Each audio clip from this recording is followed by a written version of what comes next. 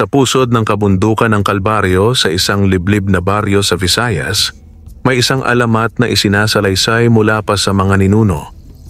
Isang alamat tungkol sa gintong sapatos na pag-aari ng isang matandang duwende, isang nilalang na bantog sa pagiging mapaghiganti sa mga magnanakaw ng kanyang kayamanan. Ngunit sa isang sulyap ng kapalaran, may isang dalagang magsasaka na mapapadpad sa lihim na kagubatan, kung saan magsisimula ang isang masalimuot at nakakatakot na kwento ng kasakiman, kabutihan, at pagbubunyag ng matagal ng lihim ng kanilang bayan. Mainit ang araw at matagal na rin mula ng umulan. Basag-basag na ang lupa sa bukirin ng Sitio Karangalan, isang liblib na lugar sa paanan ng bundok Kalbaryo. Sa baryong ito nakatira si Elena, isang 16 anyos na dalagang magsasaka na kilala sa pagiging masipag, tahimik at may malasakit sa kanyang inang may sakit. Araw-araw, alas 5 pa lang ng umaga, gising na si Elena. Wala siyang reklamo sa buhay bukid. Para sa kanya, ang amoy ng bagong ararong lupa, ang init ng araw sa kanyang balat, at ang pagkukulay kahel ng langit tuwing dapit hapon ay sapat ng kasiyahan. Ngunit sa likod ng kanyang mga ngiti ay ang bigat ng responsibilidad. Ang kanyang ina, si Aling Rosa, ay may karamdaman sa baga at hindi na makabangon sa banig. Isang hapon, habang sinusundan ni Elena ang isa sa kanilang kalabaw na nakawala papasok sa kagubatan sa likod ng kanilang bukid, napadpad siya sa lugar na hindi pa niya nararating kailanman. Madamo at tila ginagabayan siya ng malamig na simoy ng hangin. Habang nililibot ang daan, napansin niyang unti-unting nagiging berde ang paligid. Hindi basta berde, kundi isang matining at kumikislap na kulay, parang jade na sinag ng araw ang tumatama sa mga dahon. Biglang sumagi sa kanyang paanan ang isang kakaibang liwanag.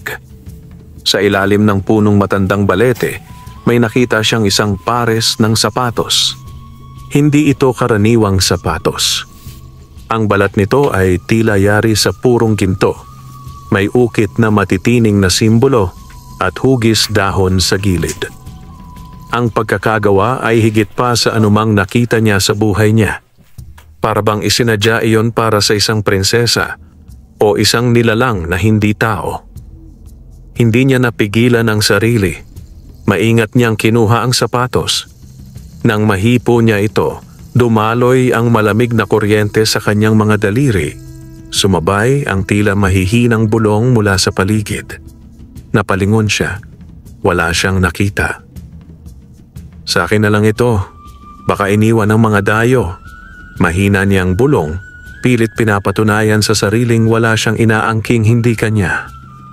Kinagabihan, isinuot ni Elena ang gintong sapatos.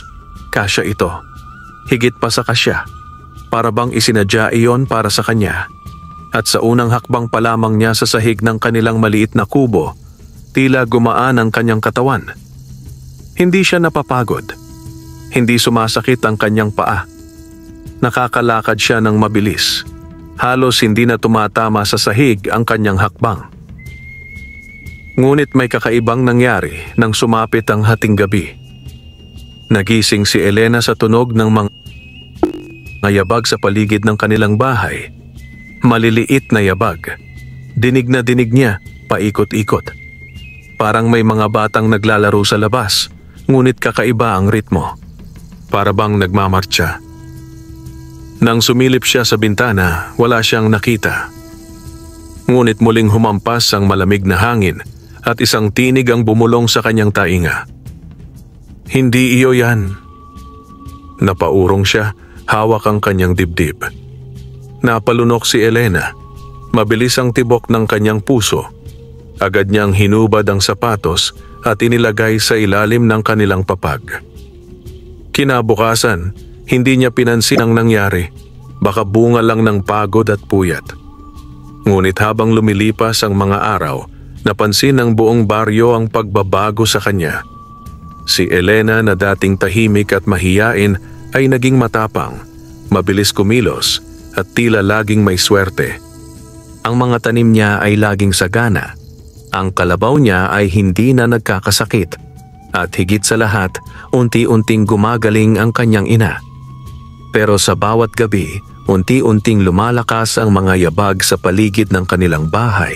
At minsan, hindi na lang yabag, kundi tawa. Maliit, paos, malademonyo.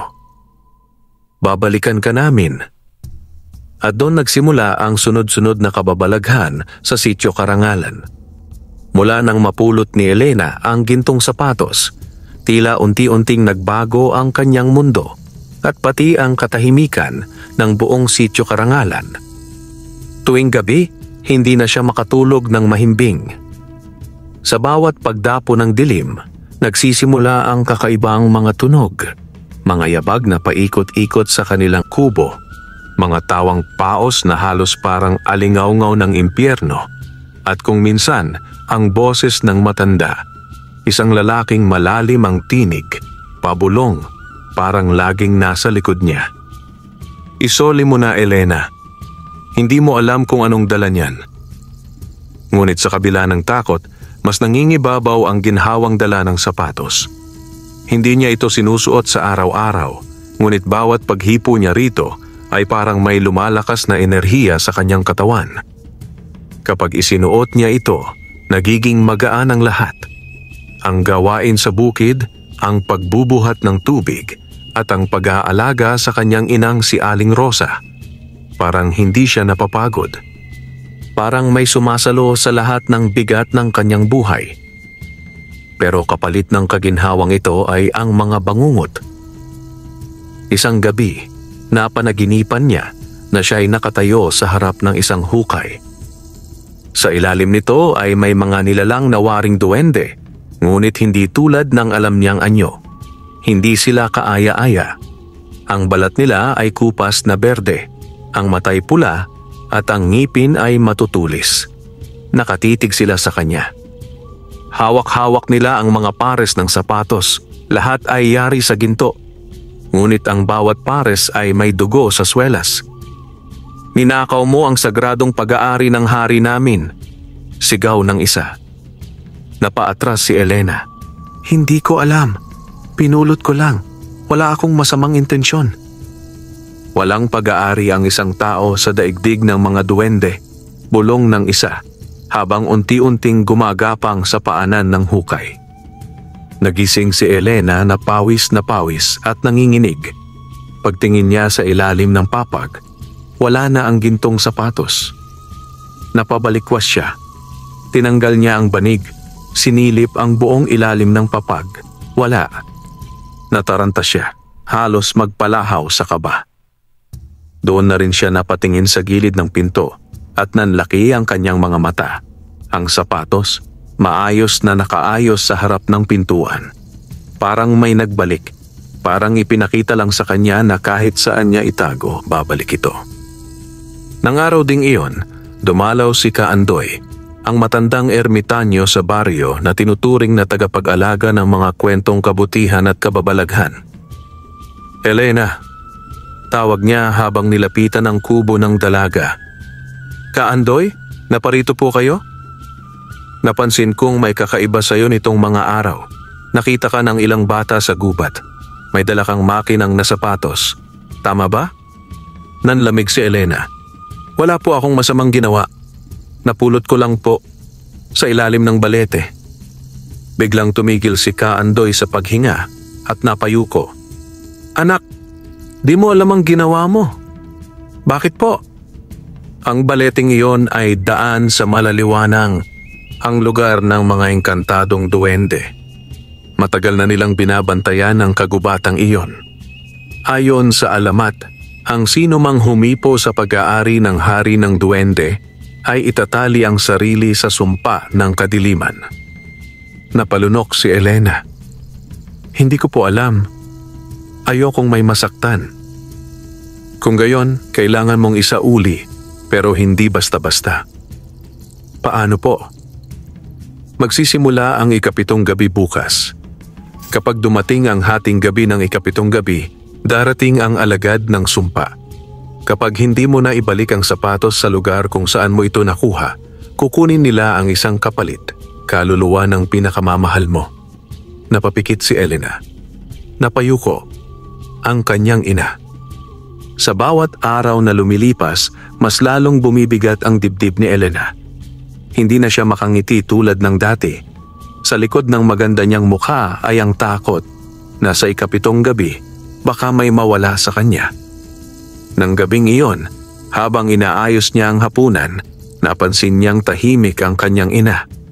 Si Aling Rosa, na karaniwang makwento at palangiti tuwing gabi, ay tila malalim ang iniisip. "Inay, okay lang po ba kayo?" Tanong ni Elena habang inihahain ang mainit na lugaw. Tumingin si Aling Rosa at sa unang pagkakataon, may bakas ng takot sa kanyang mga mata.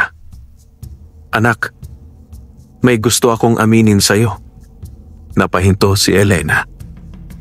"Ano po yon?" Mabagal ang paghinga ni Aling Rosa. Hindi ito ang unang beses na may humawak sa sapatos na yon. Nanlamig si Elena. "Po? Nang dalaga pa ako, anak, ako rin. Ako rin ang unang nakapulot ng gintong sapatos na yan.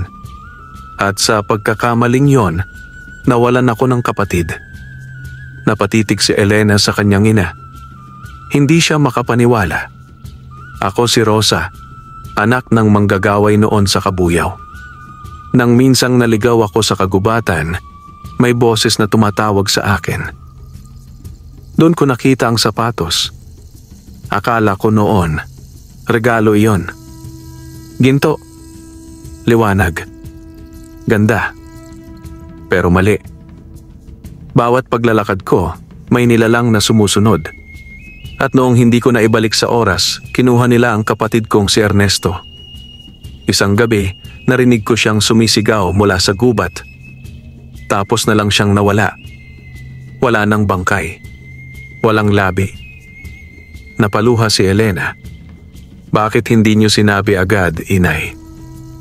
"Kasi ayokong maranasan mo ang takot na naranasan ko. Pero ngayong narito na ulit ang sapatos. Narito na rin ang sumpa." Napayuko si Elena. Niyakap niya ang kanyang ina. "Hindi ko po hahayaan na may mangyaring masama sa inyo. Gagawin ko ang lahat." Pero sa loob-loob ni Aling Rosa, alam niyang may kapalit ang lahat. At ang tanging paraan upang maputol ang sumpa ay hindi lang ang pagsauli, kundi ang alay. Kinabukasan, pumunta si Elena sa gubat. Suot niya ang sapatos at sa tuwing tinatapakan niya ang lupa, waring lumiliwanag ang paligid. Parang may magic na bumabalot sa kanyang katawan. Habang naglalakad, naramdaman niyang sinusundan siya. Napalingon siya, walang tao. Ngunit malamig ang hangin. Ang mga dahon ay kumakaluskos at ang anino ng mga punong kahoy ay parang may matang nakatitig. Maya-maya, isang duwending kulay itim ang lumitaw sa kanyang harapan. "Hindi ka pa handa, bumalik ka. Pero kailangan ko na itong ibalik. Hindi mo pa alam ang kabuuan ng sumpa. Isa ka lang piraso ng kasaysayang hindi pa tapos. Bumalik ka kapag handa kang mamatay para sa iba." Naglaho ang duwende. Pag-uwi niya, muli siyang hinarap ng kanyang ina. "Elena," mahina ang tinig ni Aling Rosa. "May laman ng ginto ng sapatos na yan. May kaluluwa sa bawat butil. Kung nais mong tapusin ang sumpa, kailangan mong bumalik sa ilalim ng balete at harapin ang hari ng duwende mismo." "Paano kung hindi na ako makabalik?" "Tandaan mo ito, anak. Sa bawat buhay na nailigtas, may buhay ding mawawala." Sa gabing iyon, sa ilalim ng bilog na buwan, tinignan ni Elena ang natutulog niyang ina. May luha sa kanyang mga mata. Bulong niya sa sarili, "Kung may kailangang mawala, ako na lang." Kinabukasan, maagang gumising si Elena. Ang araw ay tila mas mapusyaw at ang hangin ay may dalang kakaibang lamig na sumisingit hanggang buto. Wala siyang inaksayang sandali. Naghanda siya ng kaunting pagkain, sinulatan ng kanyang ina ng isang liham at muling isinuot ang gintong sapatos. Sa bawat hakbang ay tila may bulong ang lupa, para bang alam ng daigdig ng engkanto na papalapit na siya. "Inay," bulong niya habang nakatanaw sa kanilang kubo. "Ipagdasal niyo po ako. Hindi ko hahayaan na may mangyaring masama sa inyo. Kailanman." Malayo pa lang siya sa balete ay nararamdaman na niyang iba na ang paligid. Ang mga ibon ay biglang tumahimik. Ang mga sanga ng puno ay tila yumuyuko, parang may kinikilalang kapangyarihan. At doon niya muling nakita ang balet, malaki, matanda at nababalot ng itim na usok. Biglang may lumabas mula sa lilim, isang matangkad na duwende. Ang balat ay kulay abo, ang matay berde at kumikislap, at ang balbas ay kulay gintong puti. "Ikaw na naman." Ang boses nito ay mababa, halos sabay sa pag-ugong ng hangin. "Ako si Elena, at isasauli ko na ang hindi akin." Tiningnan siya ng duwende. Hindi sapat ang pagsasauli, hindi sapat ang pag-amin. May kailangang itumbas. Ang gintong sapatos ay hindi lamang sapin sa paa, iyan ay kasunduan. At kasunduan ang may kabayaran. "Ako ang kabayaran," tugon ni Elena, matatag. "Huwag niyo pong idamay ang iba, lalong-lalo na ang ina ko." Maya-maya, ang lupa ay umuga. Lumitaw mula sa paligid ang mga nilalang na duwende, iba't ibang laki, kulay at anyo. Lahat sila'y tahimik na nakatingin kay Elena. Ang matandang duwende ay humakbang palapit, inabot ang gintong sapatos at inilapit ito sa kanyang muka. Naamoy ni Elena ang lumang alikabok at usok. "Isusuot mo ba ito hanggang dulo, Elena ng karangalan?" "Oo," anya. "Kung iyon ang kailangan para mailigtas ang pinakamamahal ko." Biglang lumiwanag ang paligid. Ang mga ugat ng balete ay gumalaw at bumuka ang lupa sa paanan nito. Lumitaw ang isang liwanag na tila pintuan. Hindi basta daan, kundi daan patungo sa mundo ng engkanto. "Kung gayon," bulong ng matandang duwende, "pumasok ka at harapin mo ang hari ng mga ginto." Pagpasok ni Elena sa pintuang iyon, agad siyang binalot ng malamig na hangin at kumikinang na mga alikabok. Ang paligid ay parang gubat, ngunit ang mga puno ay gawa sa ginto, at ang mga dahon ay umiilaw sa dilim. Sa gitna ng lahat ay ang isang palasyo na tila yari sa purong ginto at salamin. Mula sa loob nito ay may naglalakad, isang nilalang na di niya mawari kung tao, duwende o diwata. Ang itsura nito ay walang mukha, ngunit may maharlikang aura. Ito ang hari ng ginto. "Anong dala mo, Elena ng lupa?" "Ang sapatos na hindi akin, at ang puso ng isang anak na handang ialay ang sarili." Ngunit bago pa man siya makalapit, isang puting liwanag ang bumalot sa kanyang katawan. Isang tinig na pamilyar sa kanya ang bumigkas mula sa kawalan. "Hindi ikaw ang dapat. Ako, si Aling Rosa." Sa kanyang paglingon, nakita niyang ang kanyang ina ay naroon na rin sa loob ng palasyo, basang-basa sa ulan, nanginginig, ngunit matatag ang muka. "Ako ang nagkamali noon. Ako ang may utang. Ako ang dapat magbayad." Sa gitna ng ginintuang palasyo, nanatiling tikom ang bibig ng hari ng ginto. Ang paligid ay biglang natahimik, tila pinigil ng oras ang paggalaw ng lahat. Ang mga gintong punong kahoy ay huminto sa pagkislap, ang mga alikabok ay nanatili sa ere, at tanging ang tinig ni Aling Rosa ang gumuguhit sa katahimikan. "Ako ang may kasalanan," sabi niya habang lumuluhod sa harap ng hari. "Ako ang unang humakbang sa daang may kasunduan. Ako ang dapat magbayad." Tiningnan siya ng hari ng ginto gamit ang kanyang walang mukhang anyo. Subalit dama ni Elena ang bigat ng pagtitig nito. At ano ang kaya mong ibayad, Rosa ng karangalan? Ang natitirang taon ng buhay ko. Sagot ni Aling Rosa ng walang pag-aalinlangan. Bigyan niyo ng kapatawaran ng anak ko. Hindi niya alam ang kanyang pinasok. Ang kabutihang puso niya ay bunga ng aking kasalanan. Naglakad ang hari palapit. Sa bawat hakbang nito, sumisindi ang sahig ng palasyo sa ginintuang liwanag. Mula sa likod nito ay lumitaw ang mga anyo ng mga nawalang kaluluwa. Mga nilalang na minsan nang naloko ng kaparehong kasunduan. Isa sa mga anino ay nakilala ni Aling Rosa, ang kanyang kapatid, si Ernesto. Ate, bulong nito. Oras na para magwakas ang ating sumpa. Tumayo si Elena, pilit na humaharang sa pagitan ng ina't ng hari. Kung kailangang may mawala, kami na lang po pareho. Huwag na pong may iba pang madamay. Nagkaroon ng katahimikan. Sa paglipas ng ilang saglit, tumingala ang hari at itinuro ang gintong sapatos. Ang gintong ito ay hindi lamang yaman, isa itong pagsubok. Hindi ito pag-aari ng sino mang may kasakiman, kundi ng mga may pusong dalisay.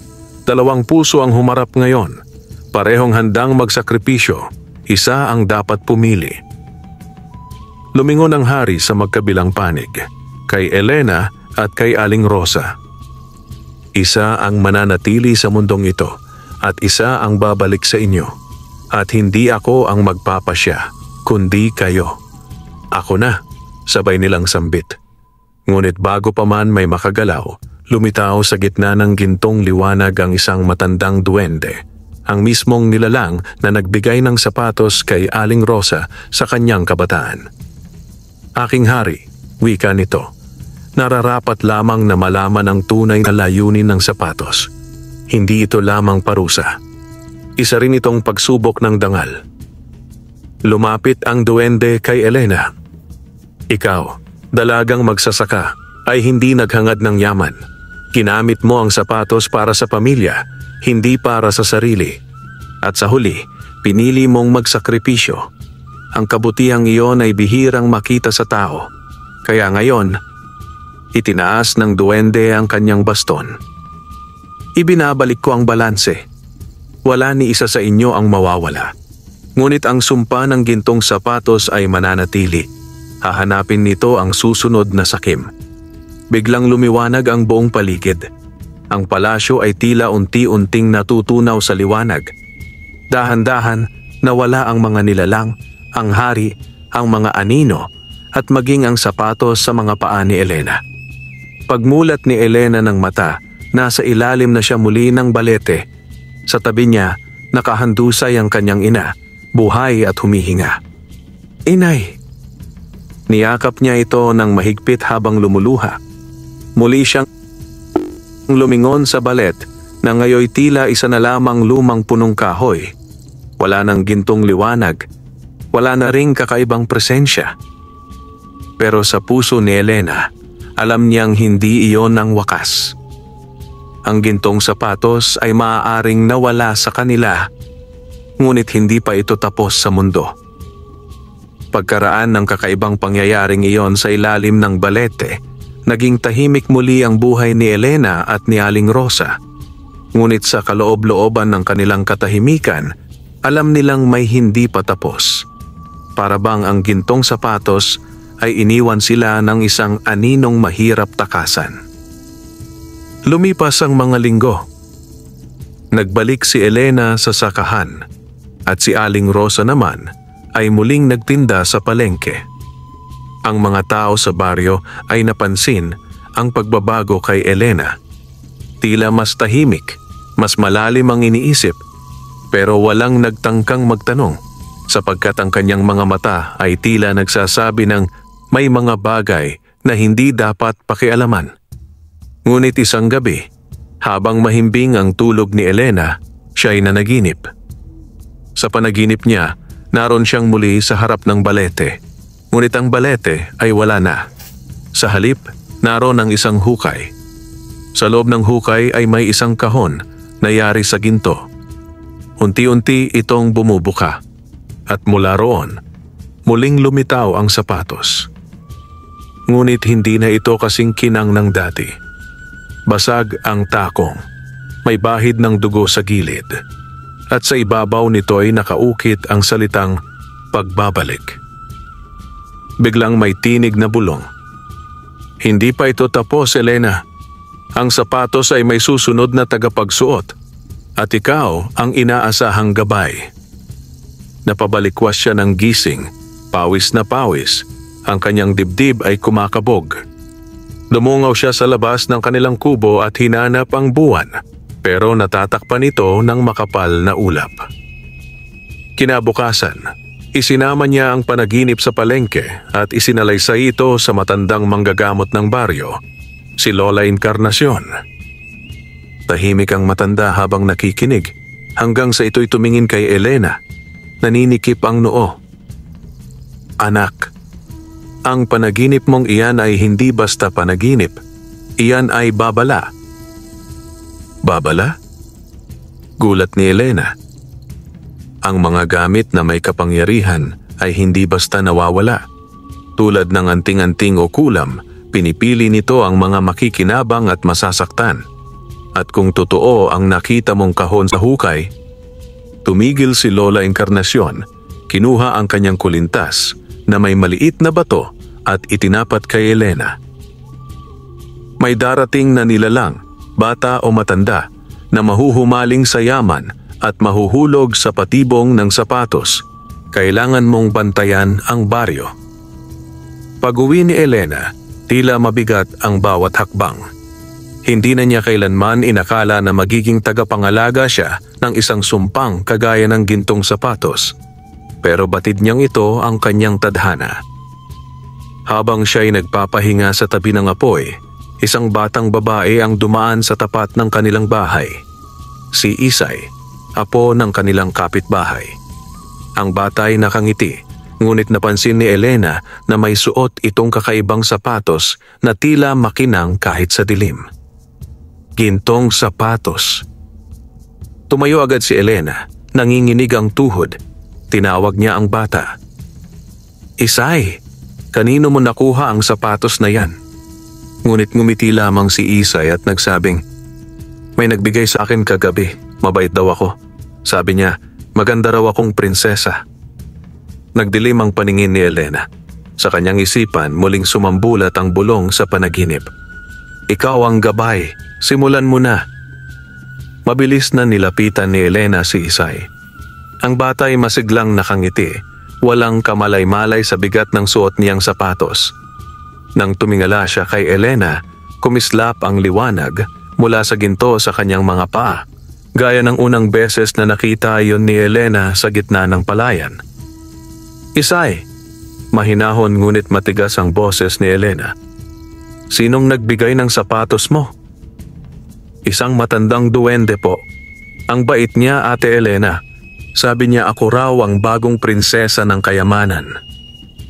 Sa likod ng inosenteng mga salita ni Isay ay isang malupit na katotohanan. Ang sumpa ng gintong sapatos ay muling nagising. At sa pagkakataong ito, isang inosenteng bata ang piniling susunod na tagapagdala. Agad na dinala ni Elena si Isay sa kanilang kubo. Naroon si Aling Rosa, agad din na kinabahan sa nakita. Ginto na naman. Elena, hindi ba't... Oo, inay. Bumalik na ito. Habang nakaupo si Isay sa isang banig, napansin nilang tila may kakaiba na sa kilos ng bata. Ang dating mahiyain at mahinhing si Isay ay ngayoy parang nagbabago. Ang kanyang mga mata ay naging malamlam at tila may bahid ng pagkahibang. Kailangan nating tanggalin ang sapatos, mariing wika ni Elena. Subalit nang tangkain niya itong hubarin, napasigaw si Isay. Huwag! Akin ito! Huwag niyo akong hawakan! Biglang lumakas ang hangin sa loob ng kubo. Umihip ang malamig na hangin, tila nanggaling sa ibang mundo. Napatigil si Elena at si Aling Rosa. Hindi na siya si Isay. Bulong ni Aling Rosa. Kinabukasan, nagtungo si Elena kay Lola Encarnacion. Isinalaysay niya ang nakita at ipinakita ang sapatos mula sa malayo. Inang mga diwata, wika ni Lola Encarnacion habang sinisilip ang sapatos sa ilalim ng puting tela. Ang espiritu ng sapatos ay nakakapit na sa bata. Hindi ito basta-basta matatanggal. Kailangan nating gisingin ang tagapangalagang duwende. Sino po iyon? Ang bantay ng kahoy ginto. Ang duwendeng nagbabantay sa pagitan ng kayamanan at sumpa. Matatagpuan siya sa masukal na bahagi ng kagubatan ng San Teodoro. Ngunit matagal na siyang hindi nagpapakita. Kinakailangan ng paghahain. Hindi ng dugo, kundi ng alaala. Kinagabihan, sinimula ni Elena ang ritual. Sa gabay ni Lola Encarnacion, nag-aalay sila ng isang lumang bagay na may kasaysayan. Ang lumang laruan ni Isay, isang stuffed bear na iniingatan nito noon. Sa gitna ng kagubatan, sa ilalim ng bilog na buwan, inilagay nila ang laruan sa paanan ng isang lumang puno ng nara na may ginintuang saplot sa mga sanga. Doon, nagsimula ang lupa na kumislot. Mula sa ugat ay lumitaw ang isang duwendeng balot sa mga dahon at pilak. Ako si Agulon, bantay ng kahoy ginto. Tiningnan nito si Elena ng diretso. Bakit mo ako ginising, tagapagdala ng lumang sumpa? Lumuhod si Elena. May bagong sapatos na naman pong lumitaw. Isang bata ang nadamay. Kailangan po namin ng tulong. Napatingin si Agulon sa langit, saka bumulong. Ang sapatos ay naghahanap ng tagapagmana, hindi ng tagapagligtas. Ngunit kung ikaw ay handang magsakripisyo, may paraan. Kailangan mong pumasok muli sa daigdig ng ginto at harapin ang pinagmulan ng sumpa. Ang pinagmulan, tumango si Agulon. Ang unang sapatos, ang paang unang pinag-ukitan ng yaman. Siya lamang ang makapipigil sa kasunod na kamalasan. Naglakad si Elena sa loob ng kagubatan kasama si Agulon, ang duwendeng tagapangalaga ng kahoy ginto. Habang sila'y naglalakbay, ang paligid ay unti-unting nagbabago. Ang mga dahon ay naging mas makintab. Ang lupa ay tila sinapina ng gintong alikabok. At ang mga ibong umaawit ay tila may himig na banyaga sa pandinig ni Elena. Parang mga tinig ng mga nawawalang kaluluwa. Nasaan tayo? Tanong ni Elena. Tayo ay nasa pagitan ng mundo ng mga tao at ng mundo ng ginto, sagot ni Agulon. Isang lugar na nalikha sa pagitan ng kasakiman at kabutihan. Dito isinilang ang unang sapatos.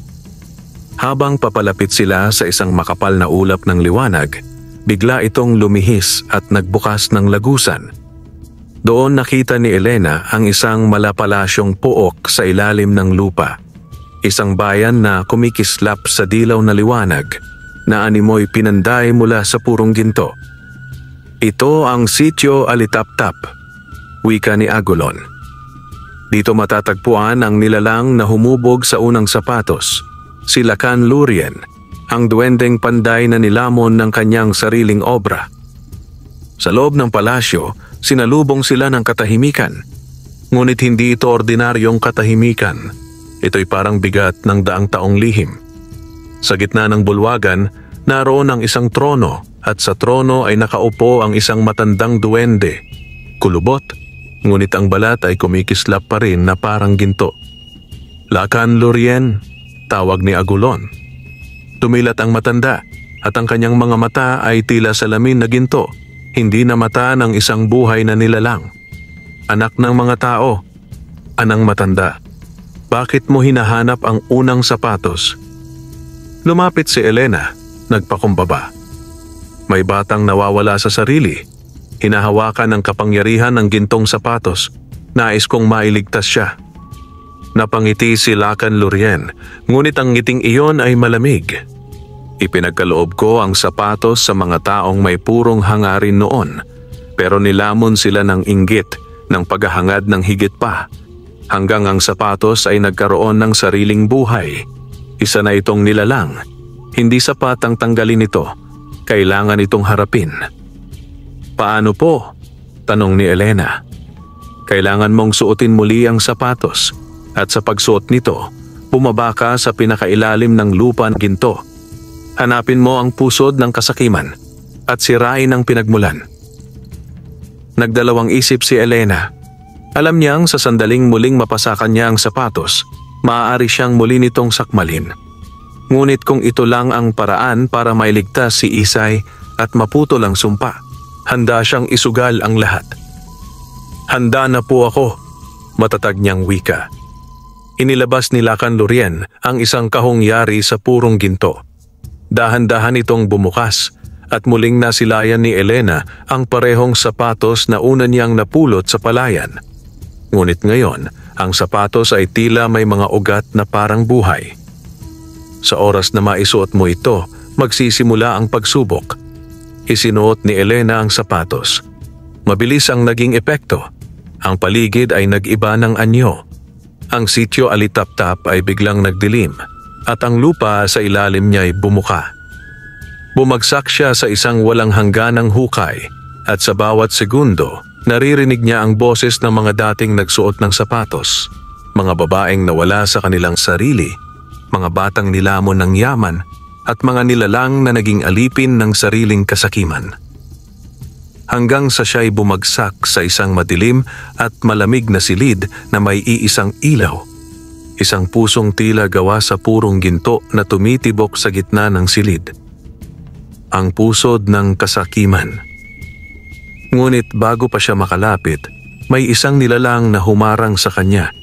Isang anyo na kamukha niya. Si Elena, ngunit may gintong mata, gintong buhok, at masamang ngiti.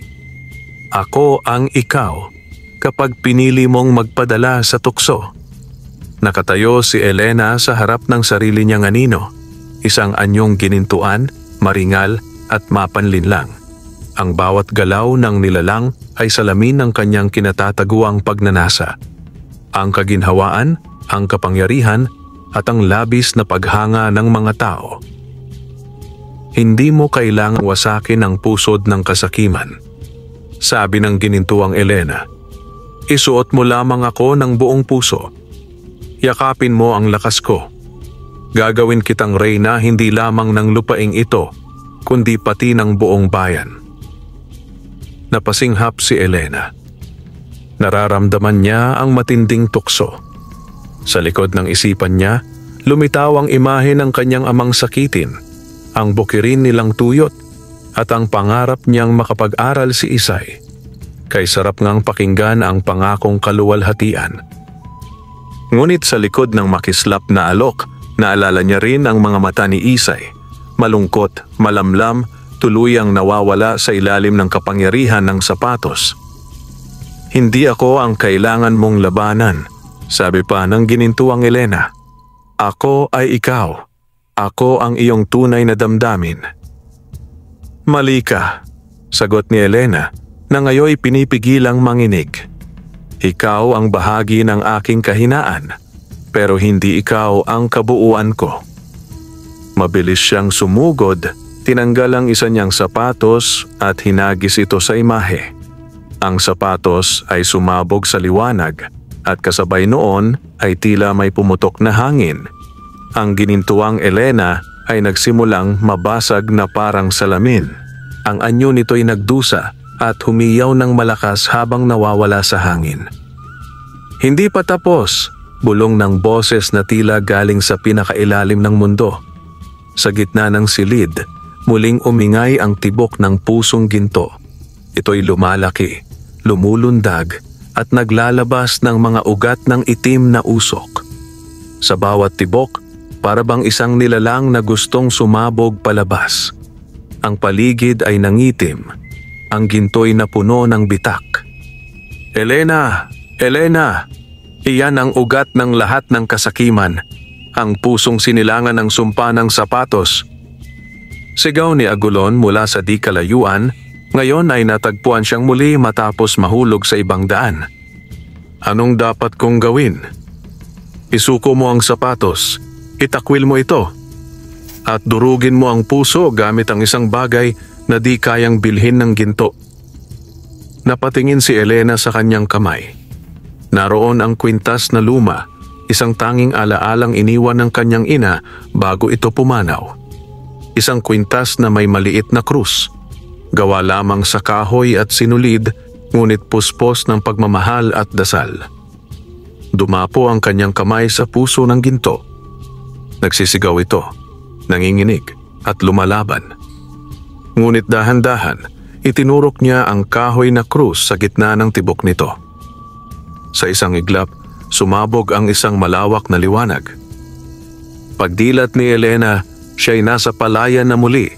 Wala na ang sapatos, wala na ang ginto. Ngunit naroon si Isay, nakahiga sa kanyang tabi, payapa at gising. "Ate," mahina ngunit malinaw ang boses ng bata. Napaiyak si Elena. Niyakap niya ang kapatid ng mahigpit. "Tapos na ang sumpa," bulong niya. Kinagabihan, muling dumaan si Agulon sa kanilang bahay, ngayoy may dalang isang maliit na sako ng gintong palay. Ito ang gantimpala ng mga hindi sumuko sa tukso. Wika nito. Gamitin mo ito ng may kabutihan.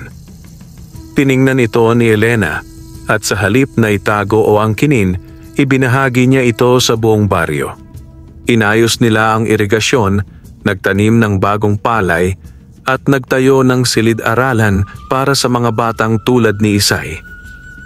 Hindi ginamit ang ginto para sa kapangyarihan, ginamit ito para sa pag-asa.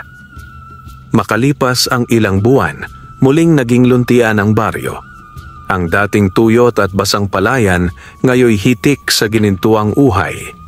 Ang mga bata ay masiglang naglalaro sa paligid ng maliit na eskwelahang pinatayo ni Elena at ng mga kapitbahay gamit ang naiwang gintong palay ni Agulon. Si Elena, bagamat simpleng kasuotan lamang ang suot, ay tila kuminang sa mata ng mga tao, hindi dahil sa sapatos o alahas, kundi dahil sa kabutihang loob, sa katapatan at sa lakas ng puso na hindi kailanman kayang bilhin ng kahit anong ginto. "Ate, ikaw na yata ang pinakakakaibang babae sa mundo," bulalas ni Isay habang sabay silang nagbibilad ng palay. "Bakit mo naman nasabi yan?" "Kasi hindi ka naging mayaman, pero napasaya mo ang napakaraming tao. Hindi ka nagbago kahit meron kang sapatos ng duwende." Napangiti si Elena. "Isang araw, Isay, maiintindihan mo. May mga bagay sa mundong to na mas mahalaga pa sa ginto." Isang gabi, habang pinagmamasdan ni Elena ang mga bituin sa kalangitan, may dumapo sa kanyang harapan. Isang maliit na nilalang, may makintab na balbas at suot na sombrerong gawa sa dahon. Si Agulon sa kanyang anyong duwende. Isang huling bisita, ani nito.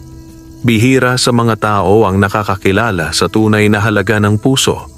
Karamihan, kinakain ng sapatos bago pa man nila mapagtanto ang kanilang pagkakamali. "Hindi ko ito nalagpasan mag-isa," sagot ni Elena. Si Isay, ang alaalang iniwan ni nanay at ang tiwala ng mga kabaryo. Sila ang nagturo sa akin kung ano ang mahalaga. Tumango si Agulon. "Kaya't sa huling pagkakataon, Elena, isang kahilingan ng aking pagkakaloob, isa lamang. Hindi para sa iyo, kundi para sa kinabukasan ng mga tulad mong may tunay na gintong puso." Hindi nagdalawang isip si Elena. "Gusto kong magkaroon ng patubig ang buong baryo. Ayokong muli kaming magdusa sa tagtuyot." Isang ngiti ang gumuhit sa mukha ni Agulon. Isang wagas na hiling.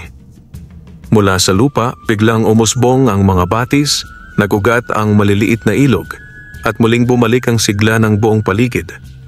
Mula sa itaas, tila gumuhit ang liwanag mula sa buwan, isang basbas ng mga duwende. Makalipas ang maraming taon, naging kilala ang baryo ni na Elena sa buong rehiyon, hindi dahil sa kayamanan, kundi sa pagkakaisa, kabutihan at talinong pinanday sa hirap. Si Elena ay tinawag nilang dalagang ginto, hindi dahil sa sapatos kundi sa ginintuang puso. At ang kwento ng gintong sapatos ay ipinasapasa sa bawat henerasyon, hindi bilang alamat ng kayamanan kundi bilang babala na ang tukso ay laging nariyan, ngunit ang tunay na yaman ay ang kabutihang hindi nasusukat sa kinang kundi sa kabuuan ng ating puso. Wakas,